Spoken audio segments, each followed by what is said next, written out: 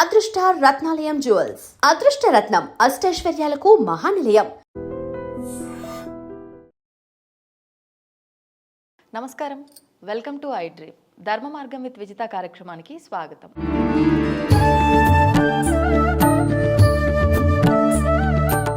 ప్రస్తుతం మనతో పాటు ఉన్నారు ప్రముఖ ఆధ్యాత్మికవేత్త శ్రీమతి రమాదేవి గారు. ఇప్పుడు అమ్మతో మాట్లాడి మరిన్ని విషయాలు తెలుసుకుందాం. నమస్కారం అమ్మా. నమస్తే అమ్మ, లలితా సహస్రనామ పారాయణం ఒకప్పటి సంగతి ఏమో కానీ ఇప్పుడు మాత్రం చాలా వరకు ఆడవాళ్ళంతా కూడా అంటే సామూహికంగా కానివ్వండి, విడిగా వాళ్ళంతటా వాళ్ళు కానివ్వండి, పారాయణ చేసేవాళ్ళు చాలా ఎక్కువ మంది ఉన్నారు. అంటే ఈ భౌతికమైన సుఖాల కోసం, అంటే సంపదలు, ఈ డబ్బు, కోరికలు తీర్చుకోవడం కోసం కూడా మనం ఆరాధనలు, ఈ పారాయణాలు చేస్తూ ఉంటాం. అవన్నీ మనకు సంపదలు కలుగుతాయా పారాయణ చేయటం వల్ల? లేదు అనంటే మోక్షం లభిస్తుందా? అసలు ఎందుకు చెయ్యాలి? మనము ఏ భక్తితో మనం ఆలయాలకు వెళ్ళట్లేదు. ఇప్పుడు 99% అవునమ్మా, భక్తితో ఆరాధనలు చేయట్లేదు, భక్తితో ఉపవాసాలు చేయట్లేదు. నిజం. కోరికతోనే ఎక్కువగా. కలియుగం అంటేనే కోరికలమయం అని అర్థం, పేరులోనే ఉంది కా అనేది. అవును. అలా ప్రతిదీ అంటే సంతృప్తి లేని జీవితంతో ప్రతి మానవుడు జీవిస్తాడు ఈ యుగంలో.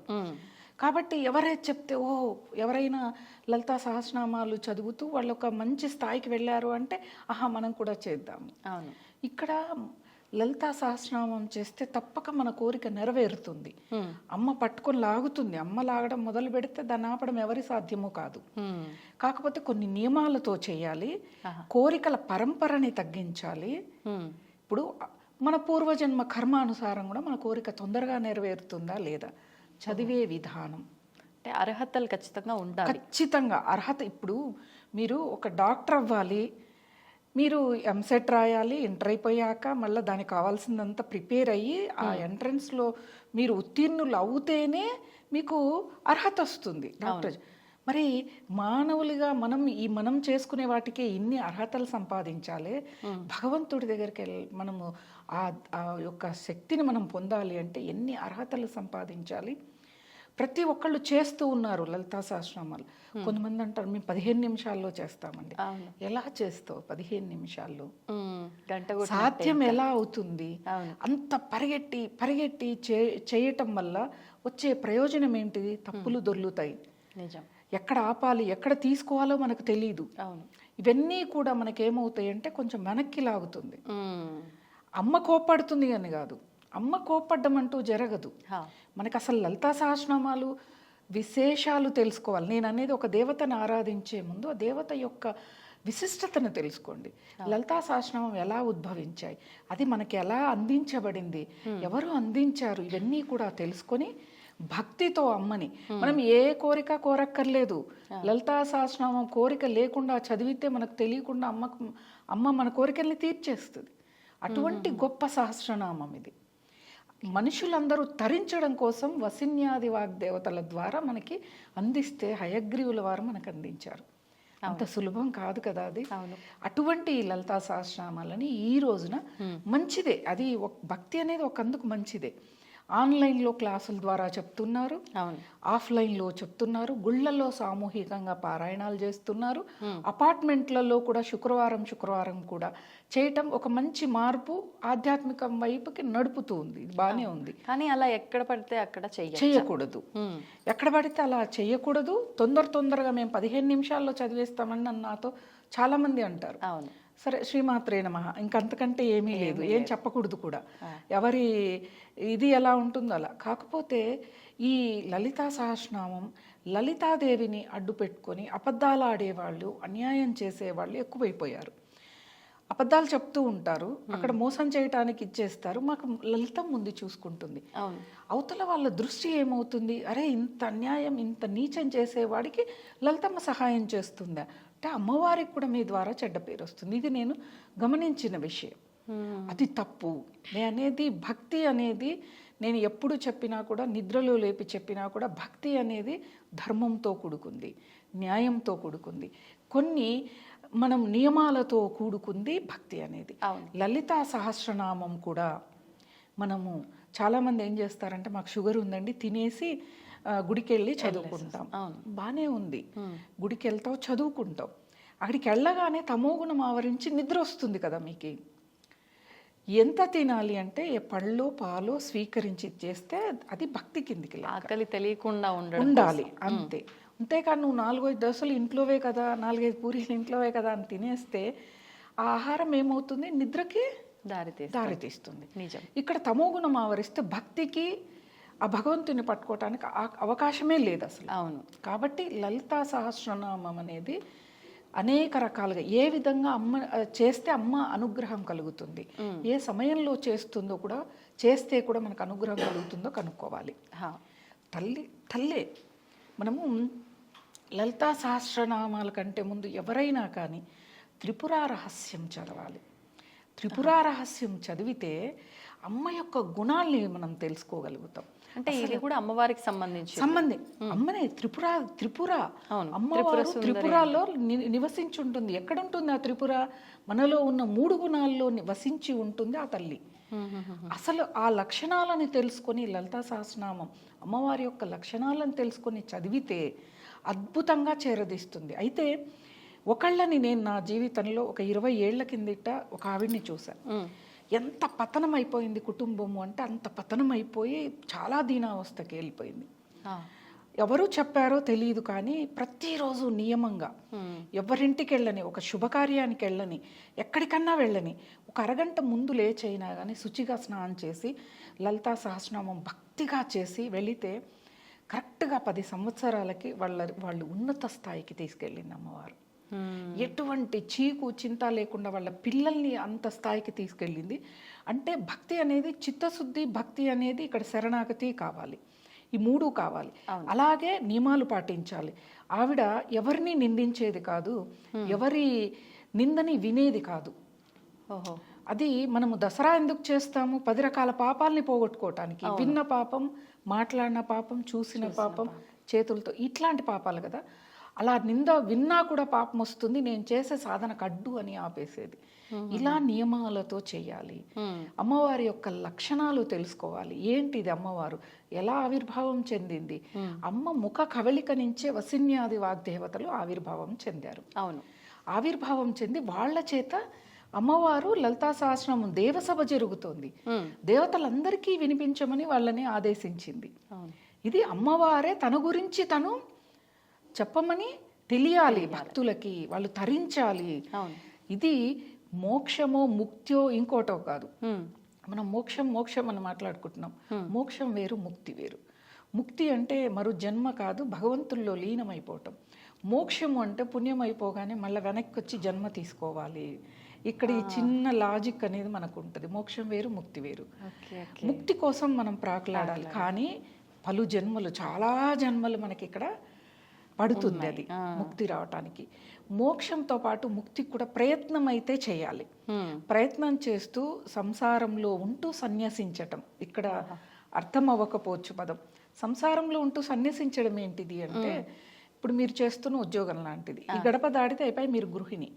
అలా ఇంట్లో కూడా నా బాధ్యత ఏంటిది? వంట చేసి పెట్టడం, ఇంటిని శుభ్రంగా ఉంచటం, అతిథులు వస్తే సత్కరించడం, కుటుంబ సభ్యులు బంధువులు వస్తే వాళ్ళను ఆదరించటం, ఇది నా డ్యూటీగా చేయాలి. కానీ దానిలో లీనమైపోయి ఏది జరిగినా భయపడడం, ఏడవటం, కోరికల్ని ఎక్కువగా పెంచుకోవటం, ఇవి చేయకుండా ఉంటూ భగవంతుడి ఆరాధనకి ఎక్కువగా సమయాన్ని కేటాయిస్తే దాన్ని సంసారంలో ఉంటూ సన్యాసించడం అంటారు. బంధాలతో బాధ్యతగా ఉండాలి కానీ ఎమోషన్స్ తో ఉండొద్దు అని వెళ్ళిపోకూడదు.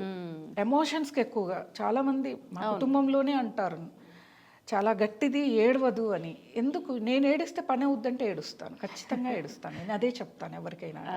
నేను బాధపడి దుఃఖపడి అన్నం మానేసి ఓ మంచానికి అతుక్కుపోయి ఓ రూమ్కి పరిమితం అయితే కష్టమో, వచ్చి చనిపోయిన వాళ్ళు లేసొస్తారు అంటే ఖచ్చితంగా నేను అలానే చేస్తాను. జరగని పనుల కోసం ఎందుకు మనం అంతా తాపత్రయపడాలి? ప్రతి దానికి తాపత్రయపడ్డం, కోరిక నెరవేరలేదని బాధపడిపోతాం. ఎంతవరకు? దీనికి ఒక పులి స్టాప్ పెట్టి జీవించటమే సన్యాసం. సంసారంలో ఉంటూ కూడా సన్యాసించటం.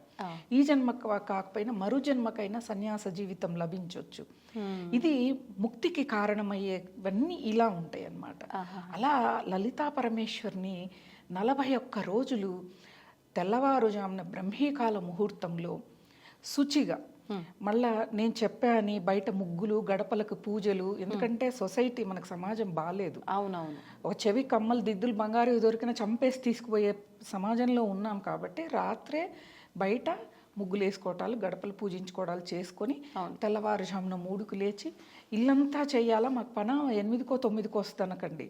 మీరు పూజ చేసే ప్రదేశం వరకు శుభ్రం చేసుకొని శుచిగా, లలితా పరమేశ్వరి ఫోటో లేదు అని ఇంకో ఫోటో తెచ్చి ఇరుకిరుకు పూజా మందిరాలు పెట్టుకోకుండా మీ వెంకటేశ్వర స్వామి యొక్క వక్షస్థలంలో ఉన్న లక్ష్మిని మీరు లలితగా భావించి, అమ్మవారినిగానే భావించి దీపారాధన రోజు ఎలా చేస్తారో అలాగే దీపారాధన మొదలుపెట్టిన రోజున అమ్మవారికి పాయసాన్నం ప్రసాదంగా పెట్టి మన సంకల్పం, కోరికలతో చేస్తాం కాబట్టి ఇది మండల దీక్ష అంటే కోరికతో చేసేది కాబట్టి కోరికని చెప్పుకోవటం, అమ్మవారికి నా కోరిక తీర్చమనటం. ప్రతిరోజు నిత్యం మనం కొన్ని శ్లోకాలు చదువుకుంటాం, కొంత జపం చేస్తాం కదా, అది తప్పకుండా ముందే చేయాలి. నిత్యం చేసేవి ముందే చేసేసేయాలి. ఎప్పుడైనా మన పండగ రోజుల్లో కూడా పండగ చేస్తాము, ప్రత్యేకమైన నోములు నోస్తాం, కానీ ప్రతిరోజు చేసే సాధనని మర్చిపోకూడదు. ముందుగా అది జరగాలి, తర్వాత ఇది జరగాలి. అప్పుడే దీనికి ఫలితం వస్తుంది. గురువుని స్మరించుకోవాలి, తల్లిదండ్రుల్ని, కులదేవతని, ఇంటి దేవతని, గ్రామ దేవతని, వీళ్ళందరినీ స్మరించుకున్న తర్వాత గణపతిని ఆరాధించాలి. అదే అంగన్యాస పూజ ఉంటుంది, అది చేసుకుని లలితా సహస్రనామం భక్తి శ్రద్ధలతో అమ్మవారికి మధ్యలో తెల్లవారుజామున కదా ఆవలింతలు, తుమ్ములు ఇలాంటివి వస్తాయి. అప్పుడు ఏం చెయ్యాలి అంటే ఏమీ చెయ్యక్కర్లేదు, మీరు ఉన్న చోటనే మనం ఆవలిస్తే దేవుడి మీదకి వాయువు వెళ్ళేలా కాకుండా పక్కకు తిరగటం, తుమ్మిన పక్కకు తిరిగి తుమ్మటం కానీ ఏవైనా వస్తాయి మనకి.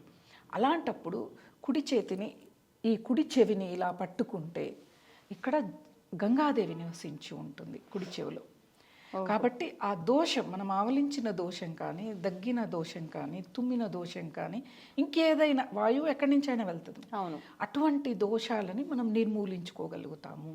తెల్లవారుజాము కాబట్టి ఎక్కువగా జరుగుతాయి ఇవి. కాబట్టి అమ్మవారి ప్రార్థన చేసి ముందుగా ప్రతి ఒక్కళ్ళు కూడా ఇది ఎవరైనా గురువు ద్వారా విని నేర్చుకుంటే మంచిది.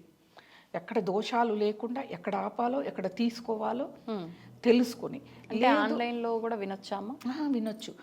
లేదా మన ఫోన్లలో అందరికీ స్మార్ట్ ఫోన్లు ఉన్నాయి. యూట్యూబ్లోకి వెళ్ళి లలితా సహస్రనామం అంటే చక్కగా వస్తుంది. కళ్ళు మూసుకొని మొదటగా వినండి లలితా సహస్రనామాన్ని. ప్రతి అక్షరం, మన ఆలోచన ఎక్కడికో వెళ్ళిపోకూడదు. తెల్లవారుతుందేమో, పనాం వస్తుందేమో, టిఫిన్ చేయాలో, ఇవి కాదు. అది లలితా సహస్రనామాన్ని వినాలి. రెండవ రోజు పుస్తకం ముందు పెట్టుకొని ఆ ప్లే అవుతూ ఉంటే ఎక్కడ ఆపారు, ఎక్కడ తీసుకున్నారు అనేది నేర్చుకోవాలి. అలా నిదానంగా నేర్చుకుంటూ 41 రోజు వరకు కూడా ప్రతిరోజు మన సమస్యని అమ్మవారికి చెప్పాలి. విశ్వజనని అమ్మ, విశ్వాన్ని సృష్టించడానికి కారణమే అమ్మ, బ్రహ్మకి ప్రేరేపించింది తల్లే. కాబట్టి అటువంటి తల్లి ఆ సమయం అనేది తప్పకుండా ఈ సమయం అనేది లలితాదేవికే మనం కేటాయించి ఈ విధంగా చేస్తూ 41వ రోజున ఈ లోపే మీ యొక్క కోరికలు నెరవేరిపోతాయి. తప్పకుండా ఈ 41 days ఖచ్చితంగా నెరవేరుతాయి. కానీ ఎంత భక్తి శ్రద్ధలు నేను అందుకే చెప్తున్నా, నియమాలు అనేవి ఉంటాయి. ఎవరి గురించి చెడు మాట్లాడకూడదు, మోసపూరితంగా ఉండకూడదు, హింసించకూడదు, ఎవరి జోలికి వెళ్ళకూడదు, ఎవరి గురించి చెడుగా వినకూడదు, మాట్లాడొద్దు. ఈ నియమాలతో ఇప్పుడు మనం ఆరోగ్యం బాగలేదు అంటే ఎన్ని జాగ్రత్తలు, పథ్యం ఉంటాం, ఇది తినొద్దు, అది ఎలా ఉంటామో ఒక పూజకి కూడా భక్తి కూడా అంతే అవసరం. ఆ భక్తిలో భాగమే నియమాలు, ఆహార నియమాలు. మాంసాహారాన్ని ముట్టొద్దు, తామసిక ఆహారం, అతి కారం, అతి ఉప్పు, అతి పులుపు, అతి మసాలాలు, వీటిని తామసిక ఆహారం అంటారు. భగవంతుని చేరాలి అంటే తామసిక ఆహారాన్ని పక్కకు పెట్టాలి.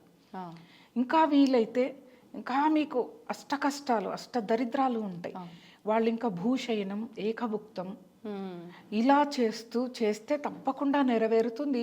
నమ్మకాన్ని కోల్పోకూడదు. ఒకవేళ నెరవేరకపోయిన అమ్మ పరీక్ష పెడుతుంది, వీళ్ళు నన్ను భక్తిగా చూస్తారా లేదా అని ఆమె మనల్ని వరం ఇవ్వకుండా చూస్తూ ఉంటుంది అన్నమాట. మనం అంతే భక్తితో ఉండాలి. అప్పుడు ఆవిడ మనకున్న కష్టాన్ని ఒక 10 ఏళ్లలో తీరిపోయేది 1 సంవత్సరంలో తీరిపోయేలాగా, అంత అంటే కొండంత ఉండేది గోరంతతో పోతుంది అనమాట.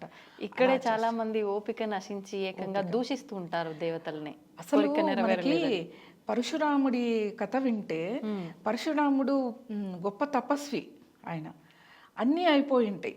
శ్రీరామచంద్రుడు శివధనస్సు ఎత్తగానే వచ్చేస్తాడు తపస్సు నుంచి వచ్చి ఆయన ఈయనని సంహరించడానికి విల్లు సంధిస్తే అప్పుడు రాముల వారు ఆయన తీసుకుంటారు. ఆ విల్లుని తీసుకుని ఆ తీసుకునే క్షణములో ఆయన తపస్సు చేస్తున్నా ఆయనలో అహంకారం ఉంది, ఓర్పు లేదు, అవన్నీ లేవు. ఆయనలో ఉన్న 2 కళలు అంటే క్షత్రియ కళ, దైవ కళ, విష్ణు కళ, ఆ రెండింటినీ కూడా రాముల వారు తీసుకుంటారు పరశురాముడి దగ్గర నుంచి. అప్పుడు ఆయన పూర్తి సంపూర్ణ యోగిగా మారిపోతాడు. అక్కడ త్రిపుర రహస్యంలో ఏమని చెప్పబడింది అంటే మనము తపస్సు చేయాలన్నా, ఒక భగవంతుని పట్టుకోవాలన్నా ఓర్పు, సహనం అంతవరకు ఆయనలో లేవు. ఓర్పు, సహనం అవి తపస్సు చేస్తున్న భూభాగం మొత్తము కూడా ఆయన పరిపాలించేవాడు. అది కూడా మొత్తం దానం ఇచ్చేశాడు, హోతలకి అందరికి ఇచ్చేశాడు. ఇచ్చేసిన తర్వాత ఏదో అగస్త్యుని కాస్త స్థలం తీసుకుని తపస్సు చేస్తున్నాడు. అది కూడా వదిలేశాడు ఈ శ్రీరామచంద్రుడి దర్శనం అయిపోయిన తర్వాత.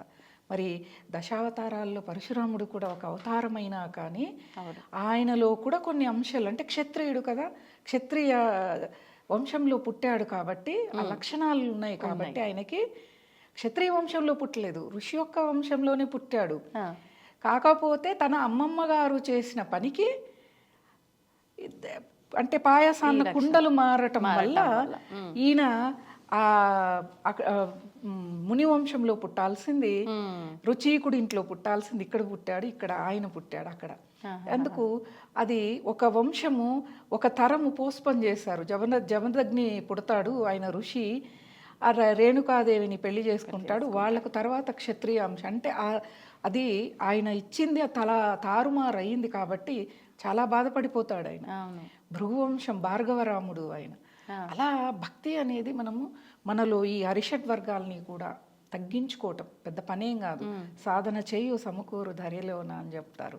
మనకి ఇంకా వేమన శతకంలో కూడా చెప్తారు, చిత్తశుద్ధి లేని శివ పూజనేలా, భాండ శుద్ధి లేని ఆహారమేలా అని చెప్తారు. ఇవన్నీ ఊరికే రాలేదమ్మా, మనం అనుసరించటానికి, ఆచరించటానికే. ఇంతమంది ద్వారా మనకి ఇన్ని రకాలుగా అందిస్తే కూడా మనం వాటిని పట్టుకోలేకపోతున్నాం. కాబట్టి వీటినన్నిటినీ పట్టుకోవాలి. ఆ లలితా సహస్రనామం వాళ్ళ ఇంట్లో పారాయణం చేస్తున్నారంట, వాళ్ళు ఏవో తాంబూలాలు పుచ్చుకోమన్నారని తాంబూలం కోసం వెళితే లలితాదేవి ఎక్కడ అనుగ్రహిస్తుంది? నువ్వు లలితాదేవి కోసం వెళ్ళు. అబ్బా అమ్మవారి పారాయణం ఉందా, చదవగలుగుతాం. అమ్మ మీద ప్రేమ అనేది ఉండాలి. అప్పుడు మనం ఇంత చూపిస్తాం, కొండంత చూపిస్తుంది మన మీద, అంత అనుగ్రహాన్ని ఇస్తుంది. చదవాలి. భగవంతుడు కూడా ఒక ట్రెండ్ని తీసుకొచ్చింది సమాజం. ఒక సమయంలో విష్ణు సహస్రనామం, ఒక సమయంలో లలితా సహస్రనామం, ఒక సమయంలో వారాహిదేవి పూజలు. ఇలా తీసుకురాకూడదు. ప్రతి సమయంలో ప్రతి భగవంతుడు ఒక్కొక్కరికి ఒక్కొక్క రూపంలో అనుగ్రహం లభిస్తుంది. కొంతమందికి గురువును అనుసరిస్తే వాళ్ళు అత్యంత ఉన్నతమైన స్థాయికి వెళ్తారు. ఆ సమయం అనేది కూడా ఉంటుంది. నేను చేశానండి, నాకు దొరకలేంటి, ఇక్కడ అమ్మ మీకు పరీక్ష పెడుతోంది, మీ ఓర్పుకి సహనానికి. ఆమెను పట్టుకుంటావా వదులుతావా అనేది పట్టుకోవాలి. పట్టుకుంటే తప్పకుండా మనకి నెరవేరుతుంది అన్నమాట. అలాంటి లలితా సహస్రనామం హయగ్రీవుడు విద్య అద్భుతంగా లభిస్తుంది ఆయన మంత్రం చదివితేనే అంటారు. అటువంటి ఆయన మనకి దీన్ని లభించటం, ఆయన మనకి అందించటం. ఎందుకు ఇవన్నీ కూడా అంటే కలియుగంలో మనుష్యులు యజ్ఞాలు యాగాలు చేయలేరు, భగవన్నామంతోనే తరించడం అనేది మనకు వరం కూడా. అది లేకపోతే ఆ యజ్ఞాలు 10 రోజులు 15 రోజులు చేస్తే నిరాహారంగా చేస్తారు వాళ్ళు. మనకు అవి సాధ్యం కావు అసలు. ఇలా ఇస్తే వీటిని అనుసరించడం కూడా కొన్ని నియమాలతో మనం చేయలేకపోతున్నాం. కాబట్టి నియమాలతో చేయాలి, చేస్తేనే మంచిది. అమ్మ యొక్క అనుగ్రహం అందరికీ తప్పకుండా. ఎవరి మీద ద్వేషం అమ్మ చూపించదు అసలు. ఆమెకు అందరూ సమానమే. కాకపోతే మనం చేసిన పాపాన్ని, కర్మని తొలగించటం కోసం ఆమె కూడా సమయం తీసుకుంటుంది. అంతే కదా. మనం ఎన్నో చేస్తాం కానీ చెయ్యలేదు అంటాం. కాదు, మనిషి తత్వం చెయ్యలేదు అంటది. అదే భగవతత్వం ఏంటిది అంటే చేసిన తప్పును తెలుసుకుని మారటం భగవతత్వం. దీన్ని మనం పట్టుకుంటే అమ్మని పట్టుకోవడం సులభం, మన కోరికలు తీర్చుకోవటం అత్యంత సులభం. వాక్కును కూడా ఇస్తుంది తల్లి.